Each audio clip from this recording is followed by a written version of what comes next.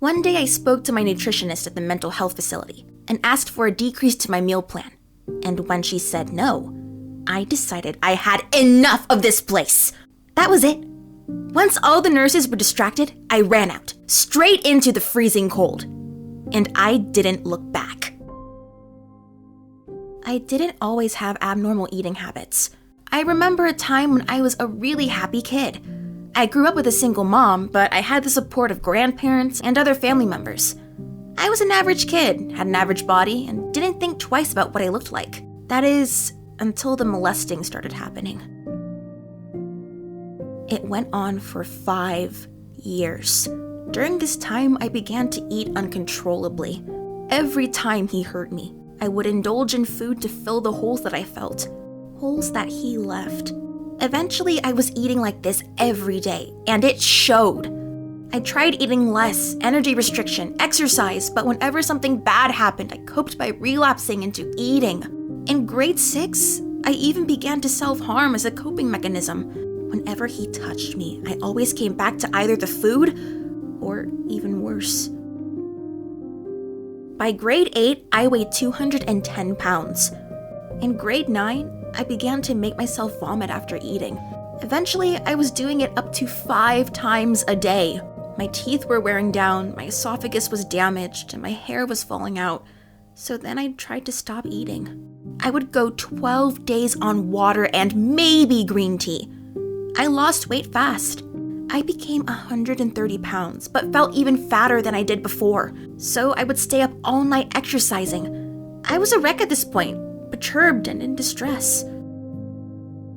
I became obsessed with losing weight and having everything be perfect.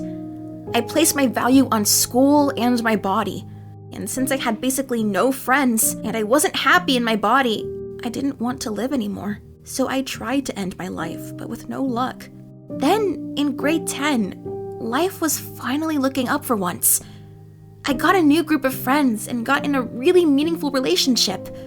I was a lead in my school musical and I was incredibly happy. I was still struggling with my abnormal eating habits, but I was seeing an outpatient therapist. Then the musical ended, and I found myself spiraling down once again. I was going deeper and deeper into this hole, and I was done. I had enough. I told my mom that I was planning on ending my life. The next day, she took me to the hospital, and I was admitted to the child and adolescent mental health unit. I expected to be there for only a week, but I ended up being more sick than I thought. I refused to eat, so they would feed me through a tube.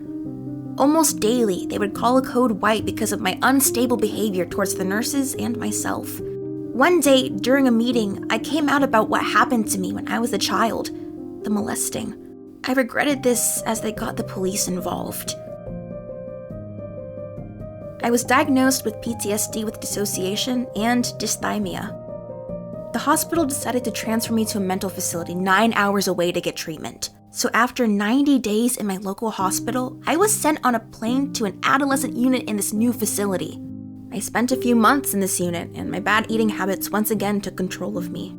I lost a significant amount of weight over a small period of time, and my vitals were, at best, completely unstable, and at worst, failing irreparably. When I got there, I soon found out that they were all just normal kids, struggling with their eating habits like me.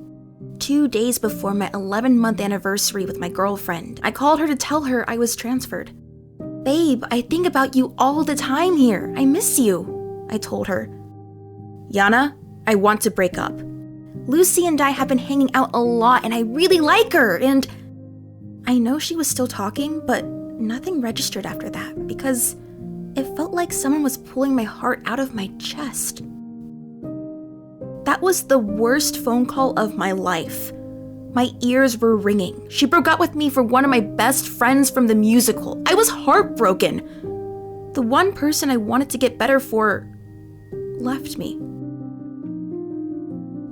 After being on the unit for about a month and a half, I was getting really close to everyone on the unit. I would still slip up and make a scene every now and again, but I was starting to feel happier. And even though I was still having episodes, the doctor decided it was safe for me to go on unit outings. They would take us places like shops and bowling. One day, before unit outing, I spoke to my dietitian and asked for a decrease to my meal plan, and when she said no, that was it. I decided I had enough of this place. When I discovered that we were going to a busy arcade for the outing, I thought it was the perfect opportunity to flee. So I searched up the area on a laptop and found a nearby restaurant that I could run to from the arcade. I put on 2 pairs of socks and multiple shirts and sweaters. Because it was cold and the ground had a fresh layer of snow, I stuffed all my money in my coat pocket, and I was ready. When we got to the arcade, the other kids took their coats off, but I told them I was cold and that I wanted to keep mine on. After 15 minutes of playing arcade games, I decided it was time to go. The nurses and patients were all distracted, so I ran out the door. Full of adrenaline, I ran as fast as I could to the restaurant I had looked up, feeling so free with each step further away from the arcade. At the restaurant, the waitress asked how old I was, and when I said 15, she turned me away and said I needed an adult in order to enter. I was so worried. I didn't have a plan B. I didn't know what to do or where to go. I started to run in the direction opposite to the arcade and finally found a coffee shop. I went in, took a seat, and kept my head down. After sitting for a while, composing myself, I thought I should order or they'd kick me out. So I bought a frappe and a water bottle, but immediately after I drank it, I felt super guilty. So I went to the bathroom to throw up. By then, it was almost 10 p.m. I knew I had to make a plan as things were going to close soon. So I talked to the baristas and asked if there were any places that stayed open all night. And before I got an answer, 2 large policemen came through the door. They asked me if I was Yanna, and I froze. When I finally answered no, they took one look at my empty frappe cup and knew they found me because my name was printed on it. I agreed to follow them to the cop car, and everyone around me was in shock. I've never been arrested or taken in a police car before, but the officers were very kind to me, and they kept up a conversation on the way back to the hospital. I was scared of going back there. I didn't know how much trouble I was in. Since then, I've been working really hard to earn their trust back. Every day is a new struggle, but I'm starting to learn that my motivation to get better needs to come from myself, not somebody else. I think that even though my breakup was hard and led to a crazy set of events, it made me a stronger and more resilient person. I've made really close friends here over the last few months. I may not be better yet, but now I have hope and the support of my many new friends.